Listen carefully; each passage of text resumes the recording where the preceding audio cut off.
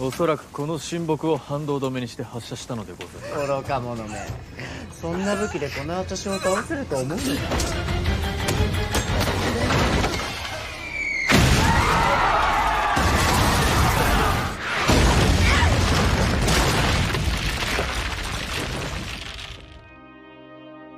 Halo semuanya, balik lagi di Plotarian Movie. Kali ini, saya mau menceritakan kelanjutan dari perjalanan Kenshin dalam film Rurouni Kenshin The Final. Film ini akan menceritakan tentang penyerangan besar-besaran seorang pria berbahaya bernama Enishi yang ingin membalaskan dendam atas kematian kakaknya di masa lalu, di mana nantinya masa lalu Kenshin perlahan akan mulai terungkap. Jika kalian belum menonton film sebelumnya, silahkan klik di kanan atas, karena nantinya film yang akan saya ceritakan akan saling berkaitan. Dan seperti biasa, sebelum mulai menceritakan kisah Kenshin lebih jauh, saya ingatkan kembali kalau konten ini mengandung spoiler. Jadi saya sarankan untuk menonton filmnya terlebih dahulu.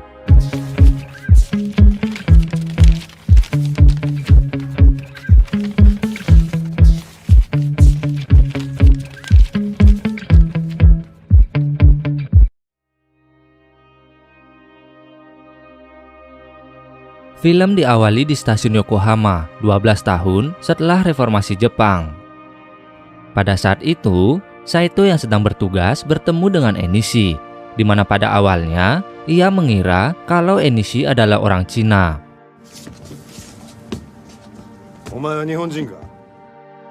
Di pertemuan mereka, Enishi terus saja menanyakan tentang keberadaan Kenshin, sampai-sampai Saito dan pasukannya terlibat pertarungan dengan orang itu.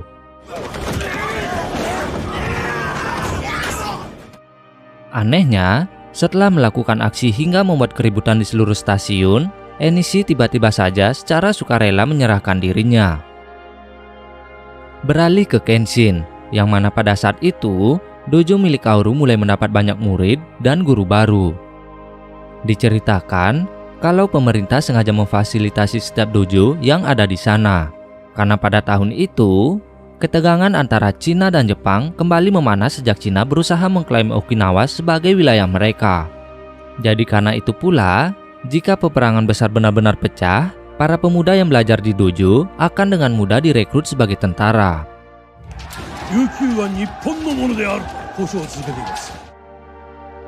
Kembali ke Saito yang menemui Kawaji. Ia mempertanyakan mengapa pria berbahaya seperti Enishi dilepas begitu saja oleh kepolisian. Menurut Kawaji, pemerintah Jepang dan Cina tengah mengupayakan perjanjian damai antar kedua negara. Apalagi, Enishi diketahui sebagai salah satu orang yang dilindungi oleh mafia Cina. Jika mereka gegabah, maka situasi kedua negara bisa saja memanas, bahkan bisa menyulut peperangan besar. Namun, untuk mengetahui sejauh mana keterlibatan pemerintah Cina bekerja sama dengan para mafia, maka Kawaji memerintahkan Cho yang di film sebelumnya ditangkap kepolisian Jepang untuk menjadi mata-mata.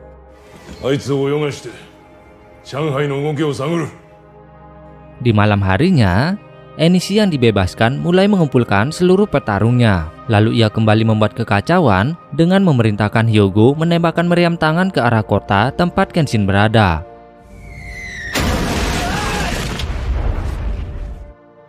Kejadian itu membuat beberapa orang harus menjadi korban. Namun saat Kenshin, Sanosuke dan para polisi menuju lokasi Enishi menyerang, mereka hanya menemukan sebuah kertas bertuliskan penghakiman langit, di mana pada saat itu Kenshin jadi teringat tentang pembunuhan yang ia lakukan di masa lalu yang memakai cara yang sama. Yang berarti musuh mereka adalah orang yang masih berhubungan dengan peperangan di 12 tahun yang lalu.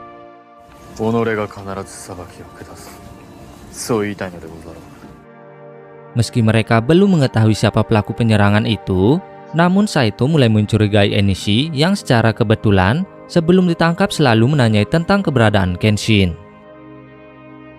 Setelah kembali ke dojo, Sanosuke yang penasaran langsung menanya Kenshin tentang apa yang sebenarnya terjadi. Namun sebelum Kenshin memberitahu, kembali terjadi kekacauan di dojo tetangga yang tak jauh dari mereka, hingga membuat Kenshin dan Sanosuke harus bergegas pergi ke sana.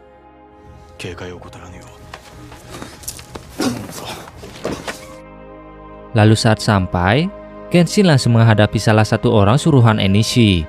Yang pada saat ditanya siapa yang menyuruhnya, orang itu malah langsung menyerang Kenshin hingga ia pun harus dikalahkan.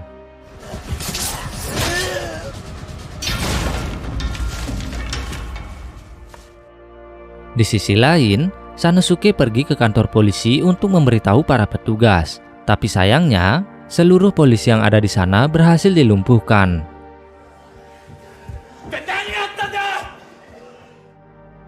Setelah berhasil mengalahkan musuh yang menyerang, Kenshin yang akan kembali pulang akhirnya bertemu dengan Enishi. Enishi menceritakan bagaimana perjuangannya untuk hidup dengan kabur ke Cina setelah kematian sang kakak di tangan Kenshin, di mana dahulu kala kakak Enishi yang bernama Tomoe merupakan kekasih Kenshin.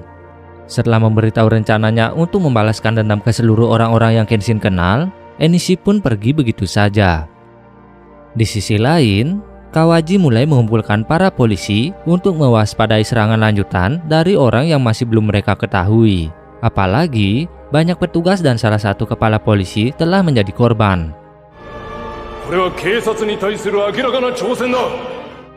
Sedangkan Cho yang ditugaskan menjadi mata-mata memberitahu Saito kalau para mafia Cina itu mempunyai gudang senjata rahasia di Yokohama. Kembali ke Enishi. Setelah penyerangan di malam sebelumnya, ia bertemu dengan salah satu mafia bernama Heising untuk membicarakan perjanjian mereka, di mana jika Enishi berhasil menjalankan rencananya dengan bantuan Heising, maka ia akan dengan sukarela memberikan jabatannya sebagai salah satu bos mafia ke Heising.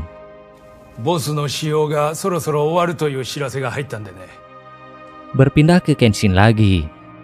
Setelah berpikir semalaman, ia akhirnya mengumpulkan Sanosuke dan yang lain untuk menceritakan apa yang sebenarnya terjadi dan masa lalunya. Dulu, Kenshin tak sengaja bertemu dengan Tomoe yang merupakan seorang pelayan kedai tempat para pemberontak merencanakan penyerangan mereka ke shogun yang saat itu menjabat. Kenshin yang mulai dekat akhirnya memutuskan untuk tinggal bersama dengan Tomoe. Sampai suatu ketika, ia tak sengaja membaca buku harian sang kekasih yang menuliskan kalau ternyata dulu Tomoe pernah akan menikah. Namun sayangnya, calon suaminya malah menjadi korban kekejaman Kenshin. Lalu saat berada di suatu pertarungan, Tomoe juga akhirnya tak sengaja terkena tebasan pedang Kenshin. Dan sebelum kehilangan nyawanya, Tomoe sempat memberikan luka di pipi Kenshin agar menjadi pengingat kalau ia percaya bahwa Kenshin bisa berubah dan tak membunuh lagi. Sayangnya, Enishi yang saat itu masih kecil mengira kalau Tomoe sengaja dibunuh oleh Kenshin. Lalu karena ketakutan, ia pun memilih untuk lari ke Cina. Itulah mengapa setelah peperangan besar yang berhasil menggulingkan shogun sebelumnya, Kenshin memutuskan untuk mengembara dan berjanji tak membunuh lagi. Sedangkan Enishi yang masih mempunyai dendam, kini kembali ke Jepang untuk menebar teror dan berusaha membunuh Kenshin.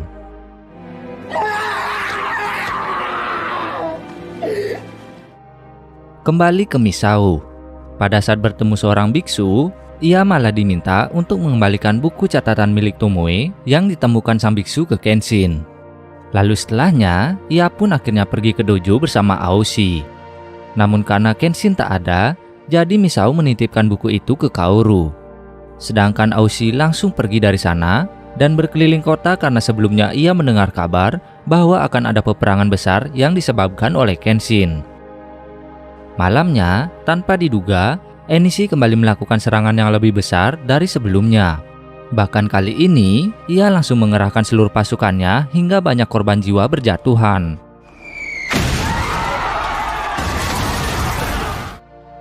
Di waktu yang bersamaan, Kenshin yang pada saat itu berada di lokasi bertemu dan langsung diserang oleh Hyogo. Lalu Aoshi akan menghadapi Atsume yang berusaha menyerang penduduk tak bersalah. Sementara di dojo sendiri, Sanosuke juga sedang menghadapi Enishi yang mengira kalau Kenshin berada di sana. Kembali ke Aoshi. Dalam pertarungan itu, Misao juga akhirnya datang membantunya. Namun walau begitu, Aoshi tetap berhasil dikalahkan setelah berusaha menolong penduduk dari sebuah ledakan.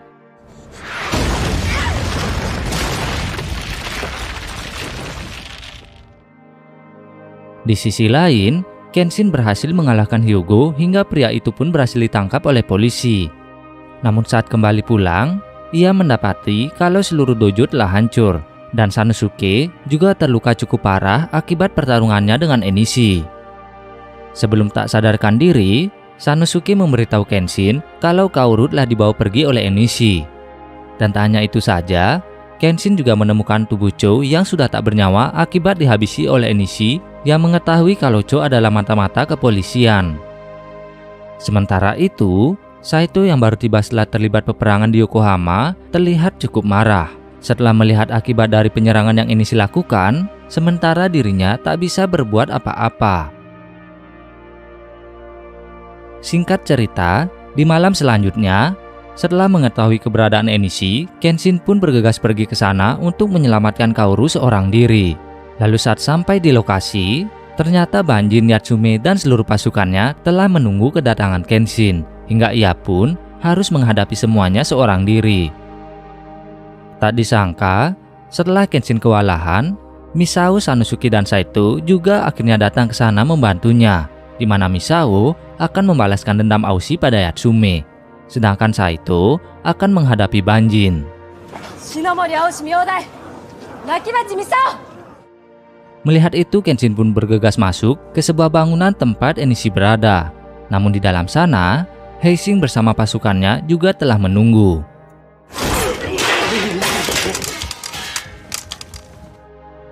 Tak lama kemudian, Sojiro yang di film sebelumnya dikalahkan Kenshin dan kini menjadi kaki tangan Heising, memutuskan untuk membantu melawan seluruh pasukan yang menyerang Kenshin. Lalu setelah melihat itu, Heising pun kabur dari sana karena ketakutan.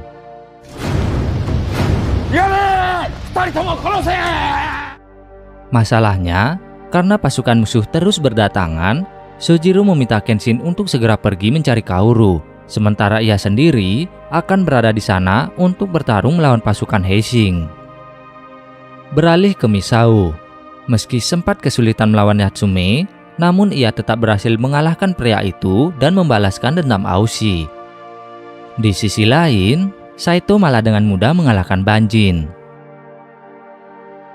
Kembali ke Kenshin, setelah bertemu dengan Enishi, ia berusaha membujuk agar Enishi tak melibatkan orang-orang tak bersalah hanya untuk membalas dendam. Namun semua perkataan itu sama sekali tak mau didengar, dan Enishi pun langsung menantang Kenshin untuk berduel. Keduanya pun terlibat pertarungan sengit, di mana baik Kenshin maupun Enishi sama-sama saling menyerang dengan teknik terbaik mereka. Di tengah pertarungan, pedang milik Enishi berhasil dipatahkan. Namun setelah mengganti pedangnya, Enishi malah berhasil membuat Kenshin tak berdaya dan terluka.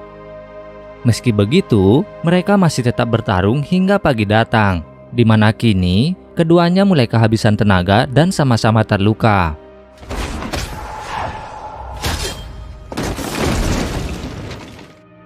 Di akhir pertarungan mereka itu, Enishi yang sudah terkena serangan Hiten Mitsurugi berusaha bangkit kembali dan menyerang Kenshin. Sementara Kenshin sendiri, karena merasa bersalah, akhirnya membiarkan dirinya diserang. Lalu setelah itu, ia pun meminta maaf karena tak bisa menjaga Tomoe.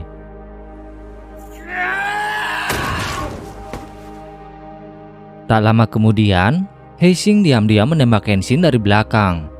Lalu saat Kaoru berada di sana, ia juga hampir menjadi korban. Beruntungnya, Enishi dengan cepat menyelamatkan Kaoru dan mengajar Heising hingga tak berdaya.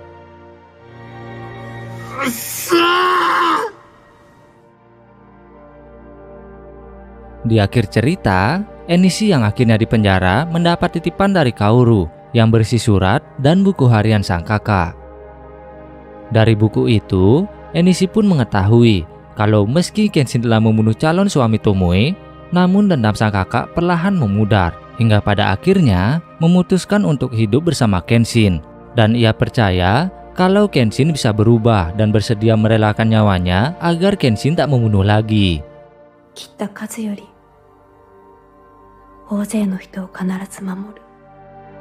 Di sisi lain, Kenshin dan Kaoru akhirnya berziarah ke makam Tomoe untuk terakhir kalinya, karena kini Kenshin telah menemukan kehidupan barunya bersama dengan Kaoru. Begitulah akhir dari film Rurouni Kenshin The Final. Terima kasih bagi yang sudah menonton hingga akhir. Jangan lupa like, share, dan subscribe. Dan nantikan terus update film atau series lainnya hanya di Plotarian Movie.